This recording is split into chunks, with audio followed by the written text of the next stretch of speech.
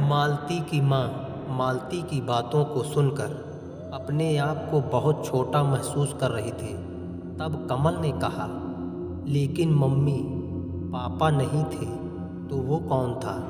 कमल की बात को कमल की नानी ने भी दोहराया। गांव की दो चार औरतें और वहीं पर खड़ी थी, उन्होंने भी वही सवाल किया। मालती ने बड़े सरल भाव में कहा, मैं नहीं जानती। तब तक गांव की बहुत सारी औरतें और आदमी वहां पर इकट्ठा हो रहे थे। जो भी वहां से निकलता वहीं पर खड़ा हो जाता।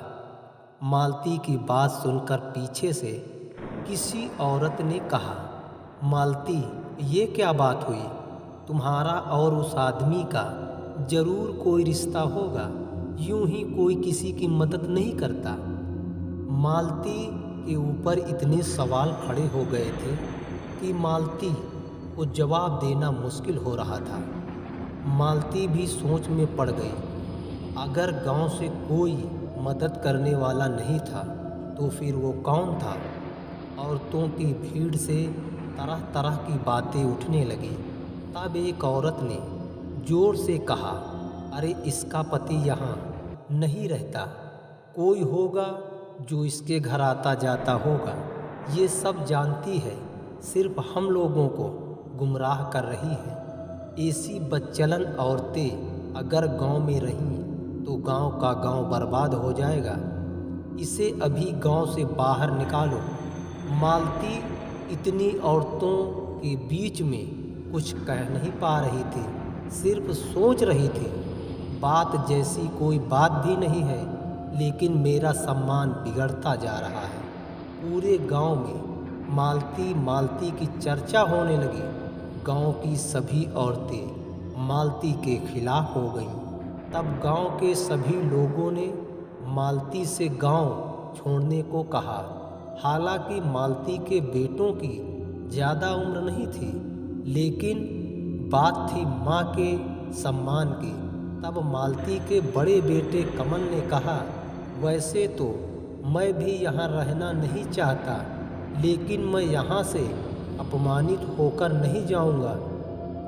रहा सवाल उस इंसान का, तो वो और कोई नहीं, मेरे पापा थे। मैंने इन्हीं आँखों से देखा है। तब एक आदमी ने कहा, बेटा, मैं कहाँ इनकार कर रहा हूँ, तुम इस बात को साबित करो कि वो कोई और नहीं, तुम्हारे पापा थे।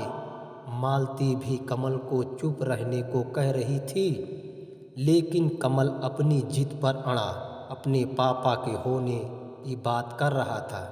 मालती के दरवाजे पर इतनी भीड़ थी कि मानो पूरा गांव मालती के दरवाजे पर इकट्ठा हो गया हो, लेकिन मालती की तरफ गांव का एक भी आदमी नहीं बोल रहा था। तब मालती की आंखों में आंसू भर गए और मालती समझ गई, अब मुझे इस गांव को छोड़ना ही पड़ेगा। मालती को गांव छोड़ने का दुख नहीं था, मालती को दुख इस बात का था कि मेरे चरित्र पर एक ऐसा कलंक लग रहा है जिसे मैं किसी तरह नहीं मिटा सकती। बात झूठी है, लेकिन सत्य साबित होती जा रही है। लोगों की बातें सुनकर मालती अंदर से टूट चुकी थी। फिर गांव छोड़कर जाने का निर्णय ले लिया। मालती आंसुओं से भरी डबडबाती हुई आंखों को लेकर अपने घर के अंदर चली गई। फिर गांव के सभी लोग धीरे धीरे अपने घर चले जा रहे थे। मुश्किल से 15 से 20 लोग मालती के दरवाजे पर खड़े थे। तभी गांव की सबसे बुजुर्ग महिला खुद को डंडे से टेकती हुई आई और मालती के दरवाजे पर खड़ी औरतों से कहा, क्या बात है, तुम लोग यहाँ भीड़ लगाकर क्यों खड़ी हो? तब उनमें से एक औरत ने उस बुजुर्ग महिला से सारी बातें कही। तब बुजुर्ग महिला ने कहा, तुम औरतों की यही आदत है। अरे कोई आया होगा, मदद करके चला गया होगा, कम से कम उस बेचारी की जान तो बच गई। लेकिन तुम लोग हो कि तुम्हें लांछन लगाने से फुर्सत नहीं, चलो अपने अपने घर जाओ। ऐसे ही किसी को परेशान मत किया करो। सभी औरतें अपने अपने घर चली गई। फिर बुजुर्ग महिला भी वहाँ से चली गई। मालती अपने बच्चों को लेकर अपनी माँ के साथ अपने गांव चली गई।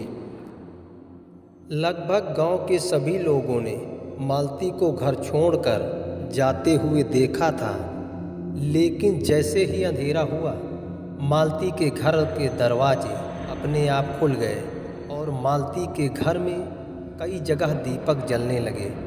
आते जाते गांव के लोगों ने देखा तो सोचा शायद अंधेरा हो गया होगा तो मालती वापस आ गई होगी, लेकिन जब गांव के लोगों ने सुबह देखा तो मालती के घर के दरवाजे बाहर से बंद थे।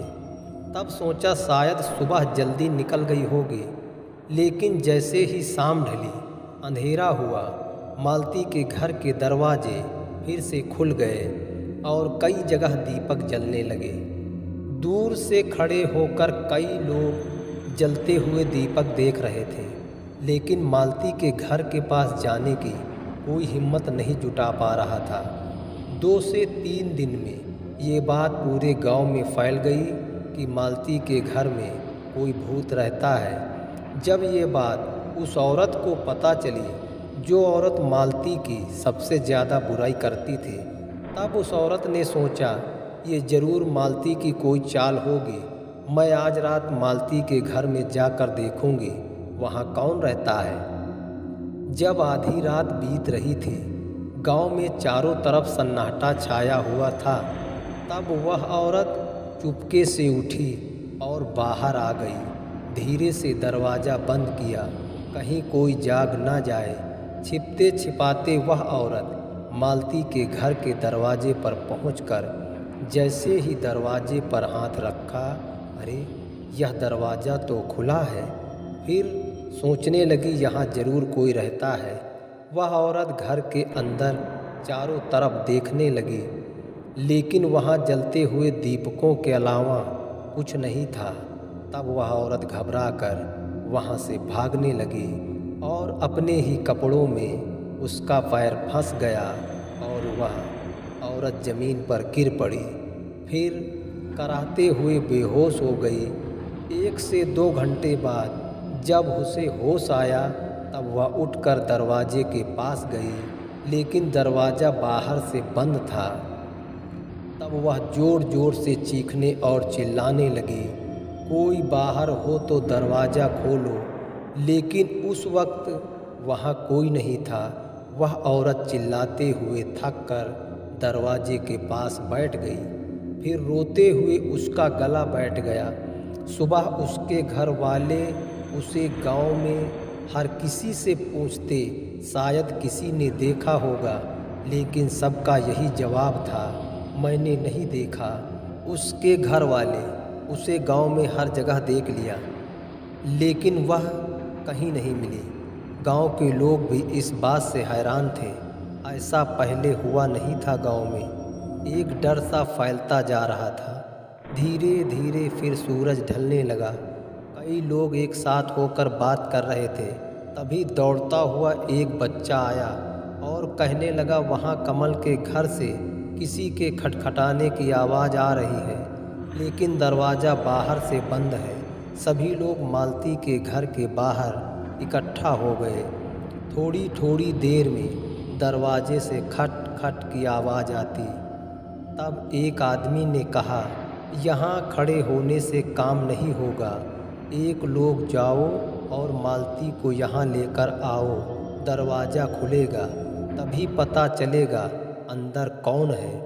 एक आदमी तुरंत वहाँ से मालती को लाने चला गया, लेकिन जब वह आदमी वहाँ पहुंचकर मालती से चलने को कहा तब मालती ने इनकार कर दिया। लेकिन जब उस आदमी ने सारी बात मालती को बताई तब मालती चलने को तैयार हो गई। लेकिन मालती का बेटा कमल भी चलने की जिद करने लगा। तब उस आदमी ने कहा, मालती हमें जल्दी चलना होगा, नहीं तो अंधेरा हो जाएगा। तब मालती कमल को लेकर उस आदमी के साथ चलने लगी। इधर सभी लोग मालती के आने का इंतज़ार कर रहे थे और सूरज डूबने के बाद अंधेरा तेज़ी से बढ़ने लगा। गांव के सभी लोग मालती के घर की तरफ देख रहे थे। मालती भी पहुंच गई। मालती ने जब अपने दरवाजे की तरफ देखा तो दरवाज़ा धीरे धीरे खुल रहा था। जैसे ही दरवाज़ा खुला, वह औरत अंदर से निकलकर चिल्लाते हुए भागी, अरे मालती के घर में भूत है। जो रोज़ की तरह मालती के घर में एक एक दीपक जलने लगे, लेकिन अंदर कोई दिखाई नहीं दे रहा था।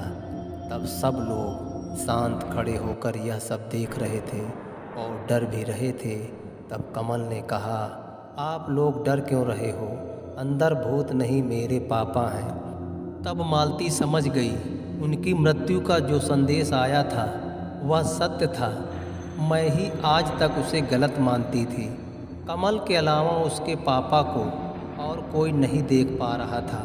कमल दौड़कर घर के अंदर गया। उसके पापा ने उसे ऊपर उठा लिया। जब कमल को सब लोगों ने हवा में झूलते देखा, तब वह सब समझ गए, यहाँ कमल के पापा की आत्मा मौजूद है। सभी औरतें मालती से माफ़ी मांगने लगी, मालती बहन मुझे माफ़ कर देना, मैंने आपको भला बुरा कहा है। गांव के सभी लोग अपने अपने घर चले गए। मालती अपने घर के अंदर गई और कहा, कमल के पापा, क्या आप मेरी भी आवाज़ सुन सकते हो? अगर सुन सकते हो तो मैं आपको एक बार देखना चाहती हूँ। फिर वहाँ पर एक प्रकाश उत्पन्न हुआ और कमल के पापा मालती के सामने खड़े थे।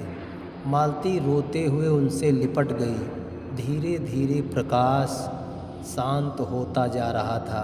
प्रकाश के साथ साथ कमल के पापा की परछाई भी धूमिल हो रही थी। कुछ ही समय में प्रकाश पूरी तरह मिट गया।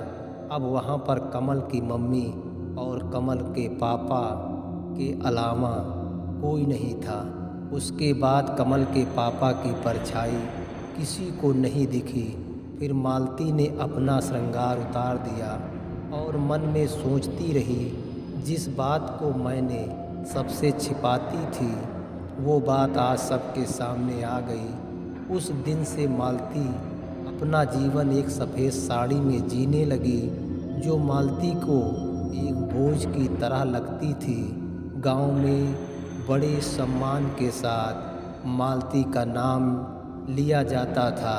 इसी तरह मालती धीरे धीरे अपना जीवन बिताने लगी।